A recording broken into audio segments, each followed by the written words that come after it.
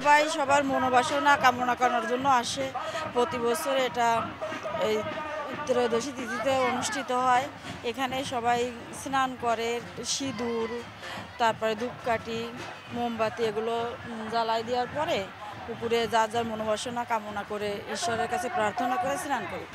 আমার তো ভালো লাগতেছে, আমার তো খুবই আনন্দ লাগতেছে। এই জায়গায় এসে অনেক লোকজনের সাথেও দেখা সাক্ষাৎ হচ্ছে। মনে করেন লেখাপড়া করেছি, এরকম মানুষও আছে, দেখা হয় নাই, কিন্তু এই জায়গায় আসে অনেক মানুষের ভিতরে দেখা সাক্ষাৎ হচ্ছে তাদের সাথে।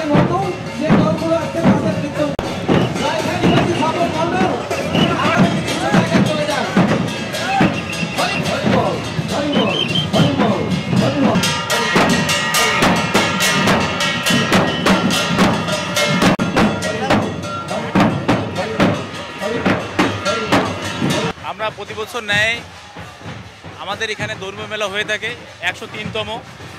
আমরা এখানে পুণ্য স্নানের জন্য আসি, আমাদের শান্তির মঙ্গল কামনার জন্য আমরা এই স্নান করে থাকি, যেন দেশের এবং বিশ্ব সমাজ যেন ভালো থাকে, এর জন্য আমরা এই পুণ্য স্নানে এসে থাকি। এবং আমাদের প্রতি বছরের ন্যায় এবছর অনেক লোক সমাগম হয়েছে। আয়োজন গত বছরের থেকে এবছর অনেক ভালো।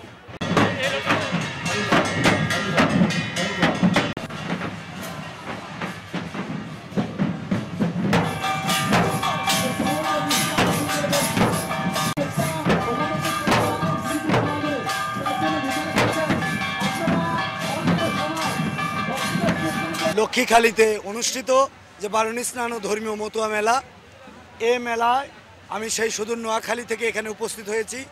বাংলাদেশের 64 জেলা এবং আমাদের পাশের যেই দেশ ভারত থেকেও গতকাল এখানে দল ঢুকেছে।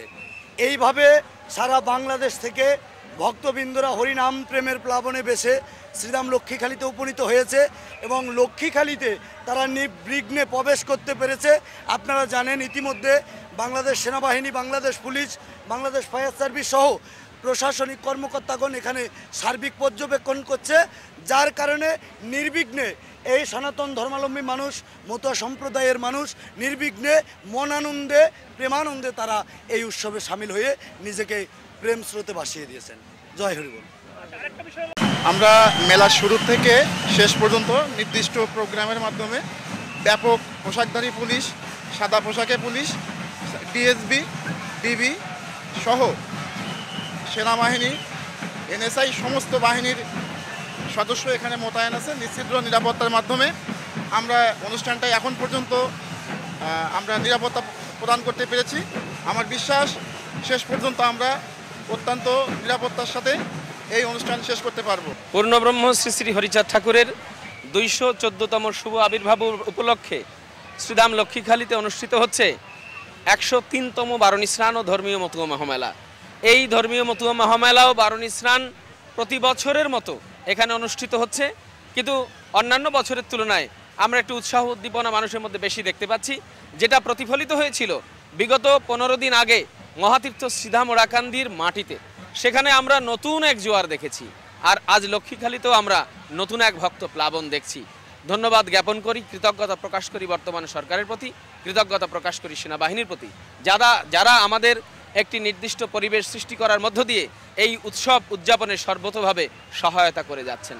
আমাদের মতুয়া ধর্মাদর্শ অসাম্প্রদায়িক চেতনায় বিশ্বাস করে, অসাম্প্রদায়িক চেতনায় লালন পরিবিধায় আমাদের এই দর্শনকে মুসলিম সম্প্রদায়ের মানুষও অন্তর থেকে গ্রহণ করে, তারা সর্বতোভাবে আমাদেরকে সহায়তা করে। শুধু লক্ষ্মীখালী, মোরেলগঞ্জ, মাগেরহাটের মাটিতেই নয়, গোটা বাংলাদেশ, গোটা উপমহাদেশে মতুয়া ধর্মের পাশাপাশি অন্যান্য ধর্মের মানুষরা সহ অবস্থান করে। তাই অসাম্প্রদায়িক চেতনা আমাদের এই সমস্ত কর্মযজ্ঞের মধ্য দিয়ে প্রতিফলিত হয়। আমরা আসলে আপনার কথাটা ধরেই যদি বলি, আমরা যখন কোনো ঠাকুরের কাছে আসি তখন কোনো কিছু পাওয়ার জন্য আসি না, আসলে এটা একটা মনের বিষয়। ধর্ম আসলে সেটাই যেটা আমরা মন থেকে বিশ্বাস করি, মেনে নেই। তো এত বছরের পুরনো আজকে 103তম শ্রী হরিগুরু গোপালচাঁদ সবাইকে একত্রিত করেছেন, আমাদের জাত পাত আর সবাইকে একত্রিত করে, মানে কোনো কিছুর ভেদাভেদ না রেখে আমাদেরকে এখানে এনেছেন। আমরা সেই টানেই এখানে এসেছি, ঠাকুরের নামে এসেছি। ঠাকুর কি দিবে এটা আসলে আমরা জানি না, আমরা জানি যে এখানে আমাদের মনের বিশ্বাস ঠাকুরের প্রতি আছে, একটা কিছু আমাদের জন্য আসবে। ব্যতিক্রম ছিল। এবছর মানুষের মধ্যে যেন উৎসাহটা বেশি ছিল, আবেগটা বেশি ছিল এবং উপস্থিতিও বেশি ছিল অন্য অন্য বছরের চেয়ে। এইটা লক্ষ্য করা গেছে।